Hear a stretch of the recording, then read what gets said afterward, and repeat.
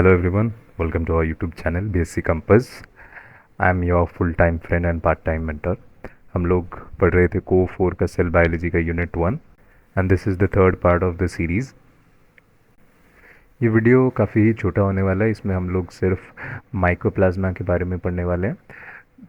Even though video छोटा होगा but we will try to pack it with lots of information and जो important information है उन्हीं चीज़ों को हम लोग बताएंगे।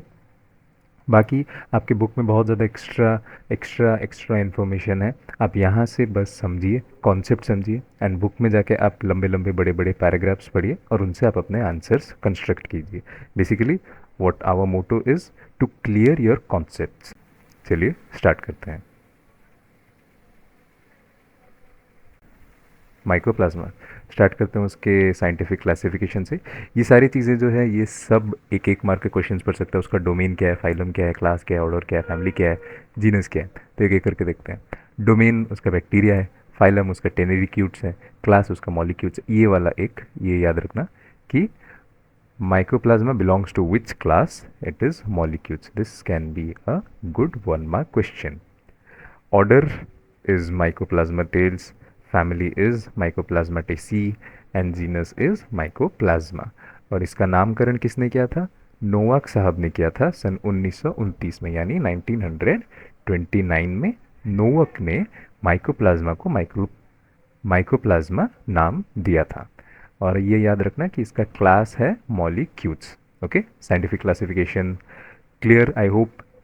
एंड उसकी स्पीसीज़ 100+ स्पीसीज़ हैं, तो हम लोग बस जीनस याद रखेंगे कि माइकोप्लाज्मा है और स्पीसीज़ के नाम माइकोप्लाज्मा न्यूमोनिया, माइकोप्लाज्मा वगैरह वगैरह एट्सेट्रा एट्सेट्रा बहुत सारे हैं। और उसमें से 60+ स्पीसीज़ तो डिजीज़ कॉजिंग है। 100 में से 60+ स्पीसीज़ जो हैं वो डिजीज़ कॉज करते हैं ह्यूमंस में, प्लांट्स में और एनिमल्स में।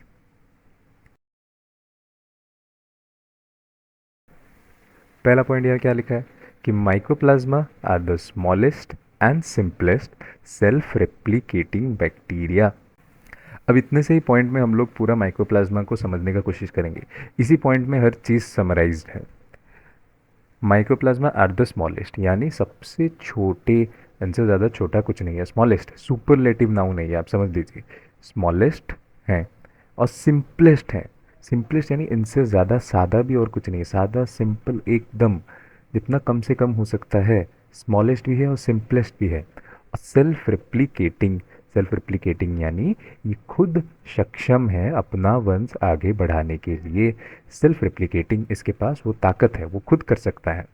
और क्या है? बैक्टीरिया है। बैक्टीरिया है यानी हम लोग पढ़ते आ रहे हैं, बैक्टीरिया है तो प्रोकैरियोटिक सेल है। प्रोकैरियोटिक सेल है तो एक और बार रिवीजन कर लीजिए अपने मन में, क्या है कि उसके पास डबल स्टैंडर्ड सर्कुलर डीएनए है, 70s राइबोसोम्स हैं, उसके न्यूक्लियस मेम्ब्रेन बाउंड नहीं है, मेम्ब्रेन बाउंड सेल ऑर्गेनल्स नहीं है। ओके, हमेशा आप रिवीजन करते करते चलिए, जो भी आगे पढ़ते जा रहे हैं पिछले का रिवीजन करते करते चलिए। Contains minimum set of cell organelle essential for growth and replication. जितना एसेंशियल है ग्रोथ एंड रेप्लिकेशन के लिए उतना मिनिमम मिनिमम कम से कम सेल ऑर्गेनल में अपना गुजारा करता है। यानी हम लोग कैसे कहते हैं कि जीने के लिए रोटी कपड़ा मकान चाहिए, उससे ज़्यादा ऐश या अय्याशी होता है, तो वैसे ही इसके पास भी एकदम कम से कम चीज़ों में ये अपना गुजारा करता है। क्या है वो कम से कम चीज़ें?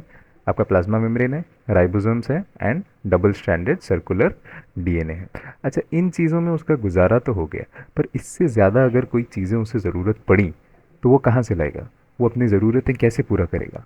वो ज़रूरतें पूरा करेगा अपने होस्ट सेल से, यानी पैरासाइटिज्म। ओके, माइकोप्लाज्मा पैरासाइट बन के अपने होस्ट सेल से वो न्यूट्रिएंट्स लेगा जो वो खुद नहीं बना सकता। अब इनका एक और निकनेम भी है। क्या कहा जाता है इन्हें? Crab grass. ये इनका निकनेम है। क्यों कहा जाता है? Because infections are persistent. एक बार हो गया तो जल्दी छूटते नहीं हैं। Frequently difficult to detect and diagnose. अगर इन्फेक्शन हुआ तो उसे डायग्नोज करना कि किस चीज़ से इन्फेक्शन हुआ वो काफ़ी डिफ़िकल्ट होता है। Difficult to cure. अगर अब पता चल गया कि डायग्नोज हो गया कि इस वजह से हुआ है कि किस वजह से हुआ है, तो उसका क्योर करना, उसका समाधान निकालना वो भी काफ़ी ज़्यादा डिफ़िकल्ट है। अब डिफ़िकल्ट टू क्योर क्यों है माइकोप्लाज्मा को? क्योंकि इन पे एंटीबायोटिक्स लाइक आपका पेनिसिलिन हो गया, ये काम नहीं करते। क्यों नहीं काम करते वो अभी आगे देखेंगे, पर आप इतना याद रखिए कि they are difficult to cure because antibiotics काम नहीं करते। ओके, एक और नाम इनका, एक निकनेम हो गया क्रैब ग्रास, आप ये याद रख लीजिए। एक और निकनेम हो गया इनका PPLO, pleuro pneumonia like organisms. Okay, तो हमने माइकोप्लाज्मा का साइंटिफिक क्लासिफिकेशन देख लिया, और क्या है माइकोप्लाज्मा, एक डेफिनेशन छोटा सा देख लिया, और उनके दो तीन नाम भी हमने देख लिए। अब माइकोप्लाज्मा काम क्या करता है, उसका कैरेक्टरिस्टिक क्या है, उसकी पहचान क्या है, वो अभी देखते हैं। आ गए माइकोप्लाज्मा के कैरेक्टरिस्टिक्स में। क्या है सबसे पहले, lack cell wall and without cell wall they are unaffected by antibiotics. समझे, पहले हमने क्यों कहा था, क्योंकि वो डिफ़िकल्ट टू क्योर है, क्योंकि उसके पास सेल वॉल की कमी है, इट लैक्स सेल वॉल। अच्छा, अगर सेल वॉल नहीं है तो उससे एंटीबायोटिक्स का क्या मतलब, एंटीबायोटिक्स तो जाके सेल को मारेगा, उसका सेल वॉल से क्या मतलब। इससे हम लोग समझेंगे एंटीबायोटिक्स काम कैसे करता है। आपका पेनिसिलिन काम कैसे करता है, पेनिसिलिन क्या करता है, वो जाके आपके सेल वॉल पे, वो जाके आपके सेल वॉल पे अटैक करता है, जिससे सेल डैमेज हो जाता है और सेल मर जाता है। तो एंटीबायोटिक्स, यहाँ पे सेल वॉल तो है ही नहीं, तो वो अटैक किस पे करेगा, किसी पे नहीं, इसीलिए एंटीबायोटिक्स यहाँ पे काम नहीं करते and they are difficult to cure. अच्छा, इनका नेचर कैसा हो सकता है, कैसे ये अपना जीवन व्यतीत करते हैं, ना ये पैरासाइट बन के व्यतीत करते हैं, सैप्रोट्रोफिक सैप्रोफाइट्स बन के अपना जीवन व्यतीत करते हैं, या फिर पैथोजेनिक। पैरासाइट हो गया जब होस्ट बॉडी से वो न्यूट्रिशंस लेते हैं, सैप्रोट्रोफिक हो गया जब वो डेड बॉडी से अपना न्यूट्रिशंस लेते हैं, पैथोजेनिक यानी disease causing organisms. Highly, next point, highly pleomorphic, यानी प्लियोमॉर्फिक यानी ये अपना आकार, अपना ढंग, अपना रंग रूप बदल सकते हैं। प्लियोमॉर्फिक, प्लियो यानी शेप एंड मॉर्फिक यानी बदलना। No fixed shape and size. Okay, और इनका साइज क्या होता है, 300 से 600 nanometer. 1 nanometer is equals to 10⁻⁻9 meter. Always remember this. Okay, तो इससे आपको समझ में आएगा कितने छोटे होते हैं ये। They have the power of self replication, हमने पहले पढ़ा था कि they are smallest and simplest self replicating bacteria. तो यहाँ पे they have the power of self replication. Self replication है तो कैसे करेंगे सेल्फ रिप्लिकेशन, क्योंकि ये प्रोकैरियोटिक सेल्स है, और प्रोकैरियोटिक सेल कैसे करते हैं, फ्रैगमेंटेशन और बडिंग से। वो चीज़ हमने पहले वीडियो में डिस्कस कर लिया है, आप वहाँ जाके देख सकते हैं कि फ्रैगमेंटेशन कैसे होता है और बडिंग कैसे होता है। अब ये क्या करते हैं, माइक्रोप्लाज्मा है, कुछ तो काम करेंगे, हमने उनके बारे में इतना समझ लिया। तो अब ये क्या करते हैं, ये कॉजेस इन्फेक्शन, कुछ काम नहीं है इनका, बस बीमारी फैलाना इनका काम है। और कहाँ बीमारी फैलाते हैं, रेस्पिरेटरी ट्रैक्ट्स में फैलाते हैं, और आपके यूरोजेनिटल ट्रैक्ट्स में बीमारी फैलाते हैं। कैसे फैलाते हैं, क्लोज पर्सनल कांटेक्ट से। जिसको बीमारी है, आप अगर उसके पास ज़्यादा बैठते हैं, उसके साथ ज़्यादा फिजिकल कांटेक्ट करते हैं, तो उससे आपको बीमारी आएगा। ड्रॉपलेट से, अगर उसके रेस्पिरेटरी ट्रैक्ट्स में बीमारी है और वो छींकते हैं, तो उन ड्रॉपलेट से, और आप उनको इनहेल करते हैं एयर से, तो उन ड्रॉपलेट से आपको भी हो जाएगा। सेक्सुअल कांटेक्ट यानी कॉइटस से, यूरोजेनिटल ट्रैक्ट्स वाले जो इन्फेक्शन है, अगर आप, जिसको है वो बीमारी, आप उसके साथ अगर सेक्सुअल कांटेक्ट करते हैं, कॉइटस करते हैं, तो आपको भी ये बीमारी हो जाएगा, जो इन्फेक्शन है आपको स्प्रेड हो जाएगा।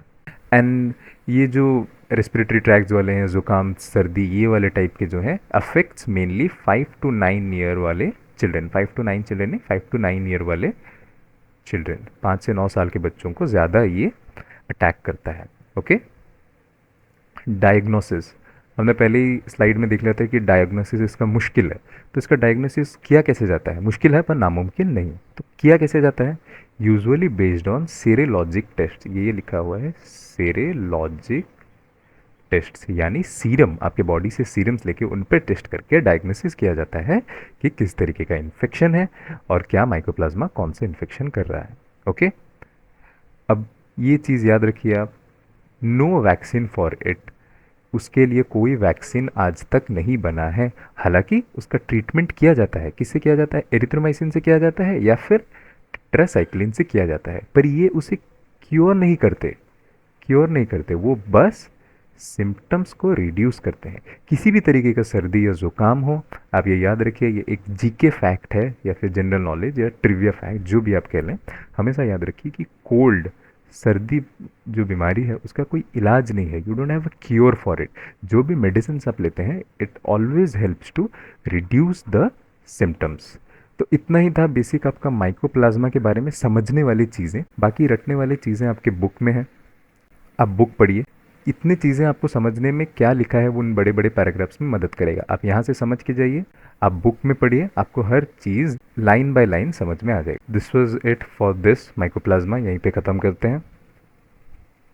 Thank you everyone.